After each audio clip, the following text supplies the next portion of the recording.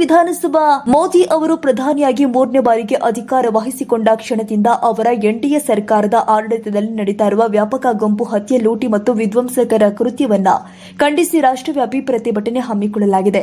ಆ ನಿಟ್ಟಿನಲ್ಲಿ social democratic party of India SDPI ಪಕ್ಷ ಗೋಕಾಕ ಸಮಿತಿಯಿಂದ ಬಸವೇಶ್ವರ ವೃತ್ತದಲ್ಲಿ ಪ್ರತಿಭಟನೆ ಮಾಡಲಾಗಿದೆ.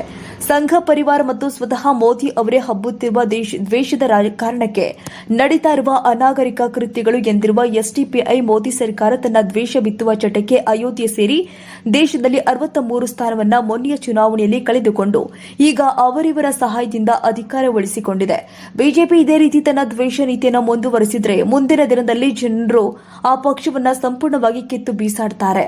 ಜೊತೆಗೆ ನಮ್ಮ ಪಕ್ಷ ಇದರ ವಿರುದ್ಧ ತನ್ನ ಹೋರಾಟವನ್ನ ಮತ್ತಷ್ಟು ತೀವ್ರಗೊಳಿಸಲಿದೆ ಅಂತ ಎಸ್ಡಿಪಿಐ ತನ್ನ ಪ್ರತಿಭಟನೆ ಮೂಲಕ ಎಚ್ಚರಿಕೆ ನೀಡಿದೆ.